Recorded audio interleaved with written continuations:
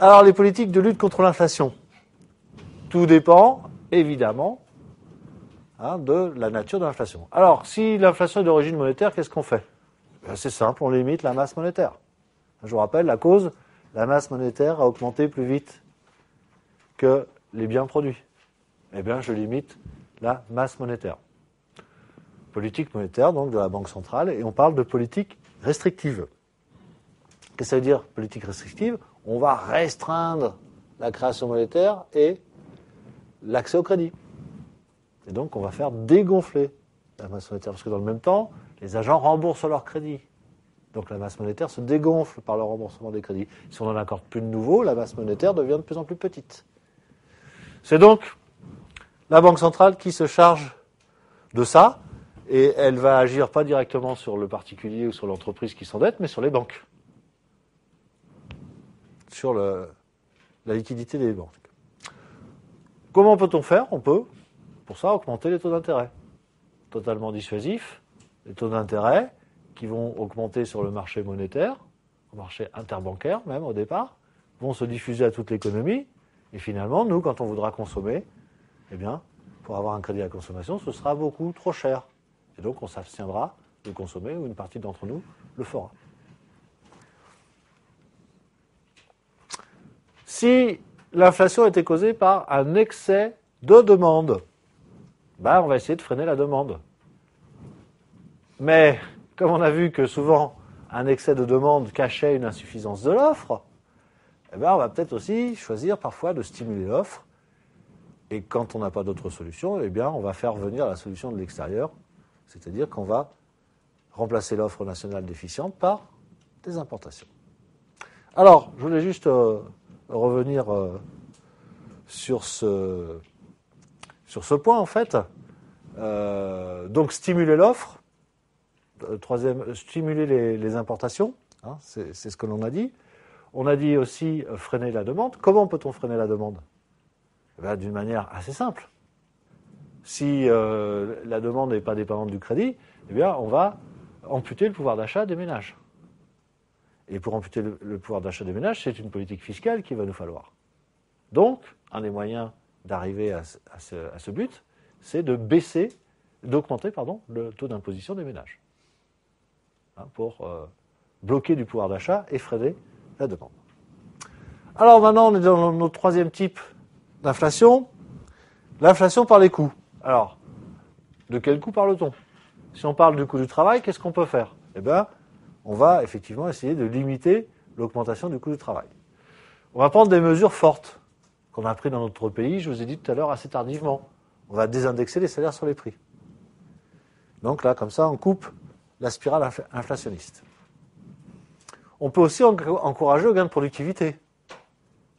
Je vous rappelle, le travail cher, ça ne veut rien dire. Le travail est cher par rapport aux résultats qu'il génère. C'est-à-dire que si la production horaire est faible, on peut considérer que le salaire est élevé. Mais pour le même niveau de salaire, si la production est élevée, on va considérer que le coût du travail est faible. Donc plutôt que peser sur le coût du travail directement, on va peser sur son résultat. C'est-à-dire qu'on va essayer de stimuler la productivité du travail.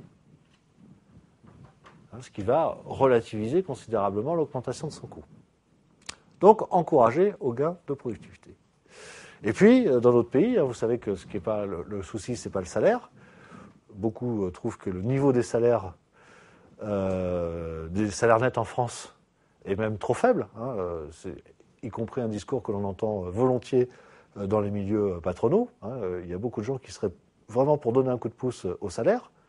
Donc, ce n'est pas le problème, le salaire. Le problème, c'est l'autre dimension du coût du travail, c'est-à-dire les charges pour financer la protection sociale. Donc, on va baisser ces charges sociales. Là aussi, on peut connecter ça à l'actualité. La substitution d'une partie des charges sociales patronales par de la TVA dite sociale, rentre effectivement dans ce cadre. Même si on ne cherche pas, dans ce cas-là, à lutter contre l'inflation, vous l'avez bien compris, à nous, ce n'est pas notre problème, on cherche à rendre nos entreprises plus compétitives.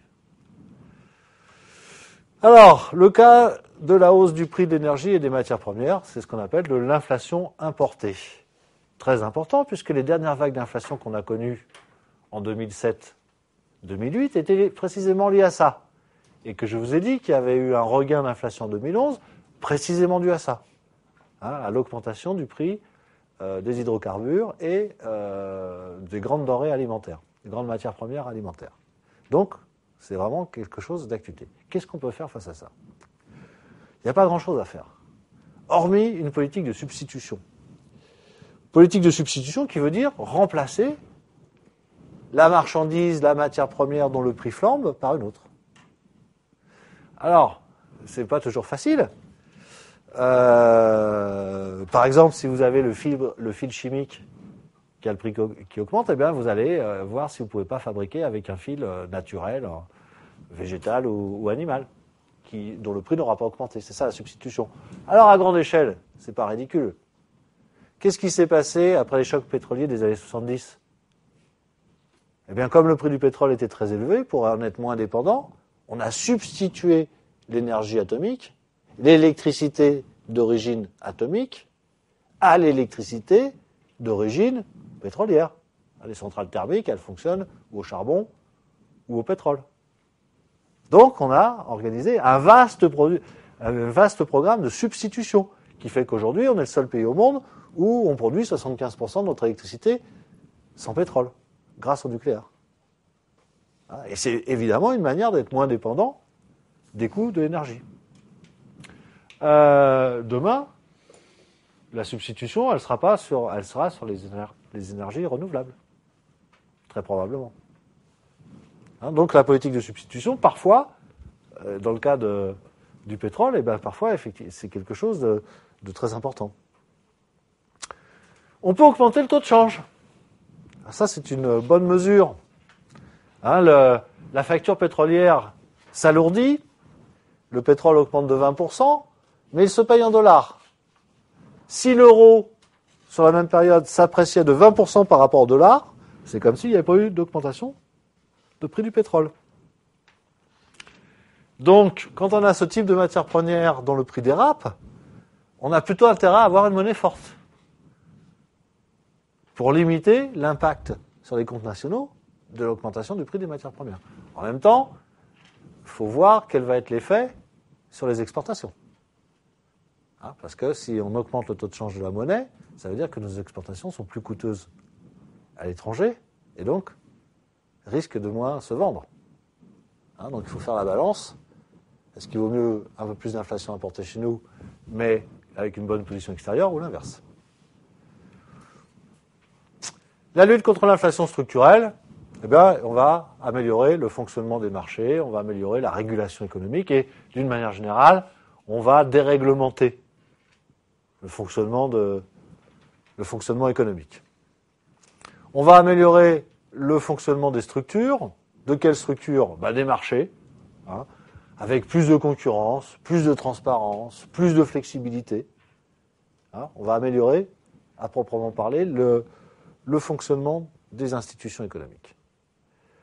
Des entreprises, en rétablissant leur compétitivité. Donc voilà les principaux moyens pour améliorer le fonctionnement des marchés et lutter contre cette inflation structurelle. Alors, les effets de l'inflation. Des conséquences négatives et incertaines, d'une part. Alors, sur les agents, leurs revenus et leurs dépenses. D'abord, sur les revenus fixes. Très très mauvais pour les retraites. Les retraites ne sont pas indexées sur les prix, et donc le pouvoir d'achat des retraités baisse à cause de l'inflation accumulée. C'est vrai pour tout ce qui est prestations sociales d'une manière générale, qui ne sont le plus souvent pas assises pas indexées sur le taux d'inflation. Mais c'est aussi sur les salaires. Pourquoi sur les salaires ? Premièrement, parce que on est dans un monde aujourd'hui, c'est pas parce qu'il y a une augmentation de 3% des prix en 2011 que votre patron il va vous augmenter de 3%. J'ai bien peur, on peut le regretter, que ce ne soit pas automatique. Donc il y a déjà ça. Et puis de toute façon, si les prix ont augmenté de 3% en 2011 et que votre patron est généreux et vous augmente de 3% au 1er janvier 2012, il vous a augmenté avec une année de retard. Donc, vous avez perdu du pouvoir d'achat sur 2011. Donc, par ce biais-là, vous comprenez bien que l'inflation nuit finalement même aux salariés. Sur le pouvoir d'achat, j'ai le même salaire, mais réellement, avec ce salaire, je vais pouvoir acheter moins de biens et de services. C'est le principal effet de l'inflation. Sur l'épargne. Alors, sur l'épargne, là aussi, toute une discussion qui est l'impact de l'inflation sur l'épargne. Tout va dépendre des taux d'intérêt. Hein. En règle générale, si les taux d'intérêt ne remontent pas, il y a de l'inflation, l'épargne rapporte moins, on vide les comptes sur livret, hein, et on consomme l'épargne. En tous les cas, c'est le plus rationnel. Bon, après, est-ce que si les taux d'intérêt sont indexés sur l'inflation, finalement, on peut continuer à épargner. Et puis tout dépend aussi du comportement de consommation dont j'ai parlé tout à l'heure. Qu'est-ce que vont faire les gens quand ils vont constater que les prix augmentent? Est-ce qu'ils vont fuir devant la monnaie et consommer dès qu'ils ont de l'argent, ou est-ce qu'au contraire, ils vont remplir le bas de laine en se disant j'attends des temps meilleurs? Mais en tous les cas, ça va modifier le volume de l'épargne. Et puis sur les comportements économiques, consommation, mais l'investissement aussi.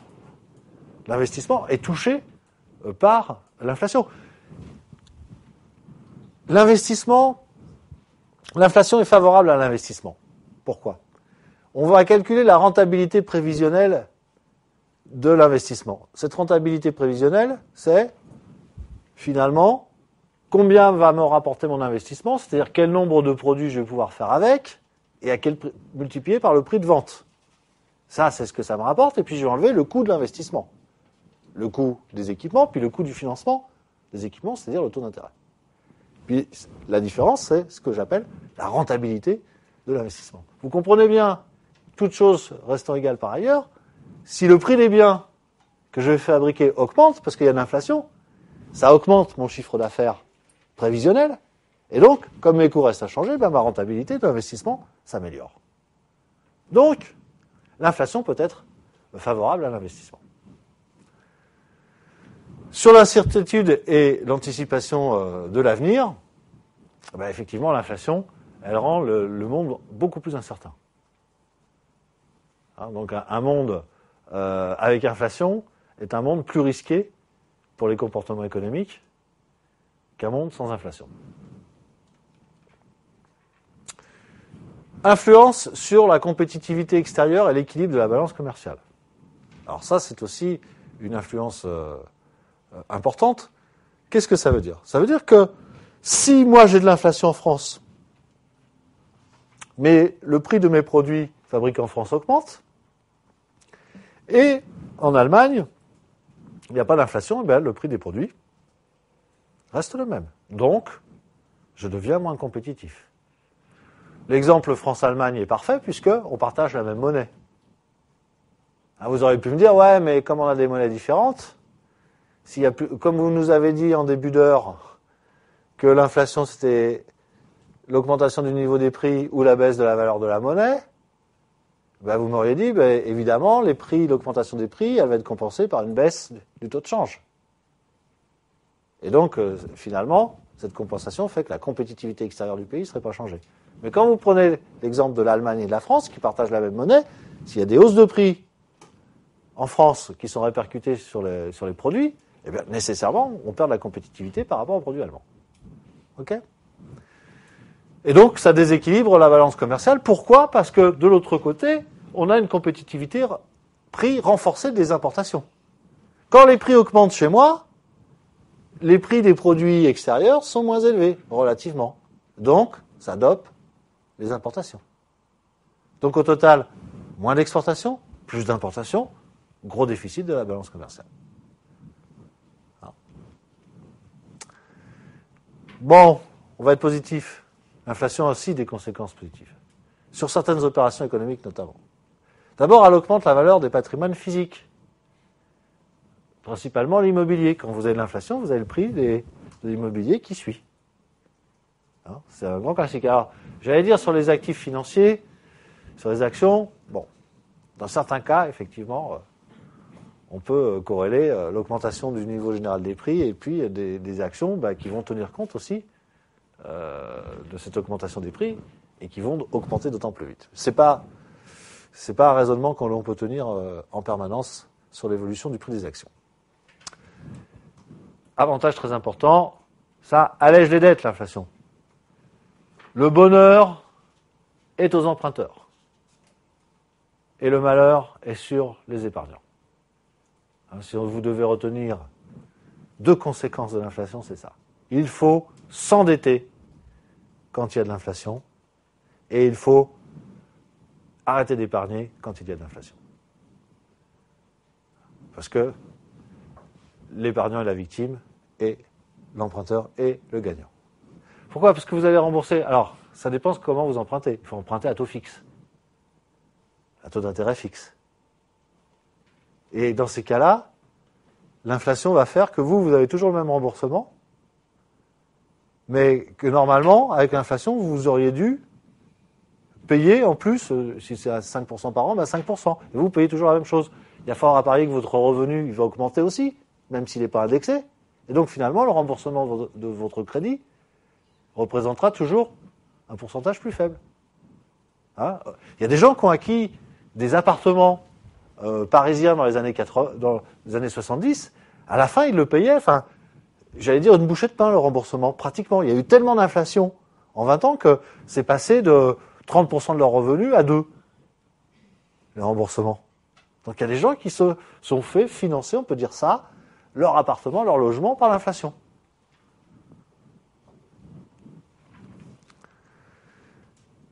Augmentation de l'investissement et de la rentabilité financière des entreprises. Alors ça, je vous dis ça parce qu'il faut connecter des fois la gestion financière avec les problématiques d'économie générale, et c'est totalement ce que je suis en train de faire. Vous savez qu'il existe ce qu'on appelle l'effet de levier en finance, qui, sans vous dévoiler les secrets de ce qu'on va vous apprendre par le futur, vous dit la chose suivante, c'est que vous avez intérêt parfois à financer vos investissements par l'emprunt. Ça va améliorer la rémunération du capital et ça va donc améliorer le sort des actionnaires. Bon, je ne vous explique pas le détail de la technique puisque c'est pas mon objet, mais en gros, endettez-vous pour que les bénéfices pour vos actionnaires soient plus importants. Hein, c'est ce qu'on appelle précisément l'effet de levier.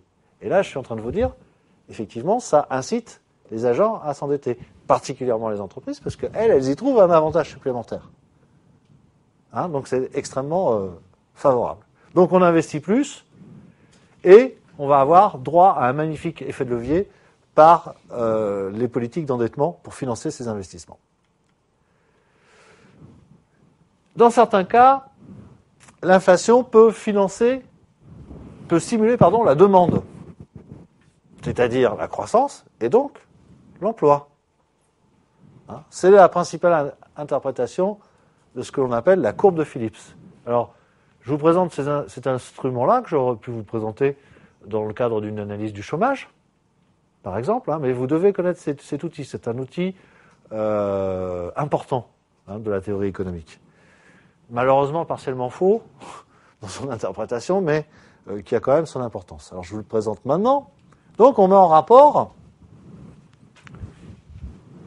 inflation et chômage. L'inflation qui va être mesurée par le taux de variation des prix ou des salaires, ça dépend des modèles, et puis le chômage qui est mesuré par son taux. Donc vous avez inflation et chômage. Donc on s'aperçoit, la relation classique c'est quoi ? C'est que si vous avez inflation, vous n'avez pas chômage. L'inflation ici est très importante, elle est à 8%, et vous êtes à moins de 2% de chômage. Donc, l'inflation lutte contre le chômage, donc, quelque part, stimule la production, l'emploi et la demande. Hein, voilà comment on peut interpréter la courbe de Phillips. Au contraire, on voit bien que quand le taux de chômage est très élevé, ça veut dire que l'activité économique est faible. Elle est tellement faible qu'on est en récession.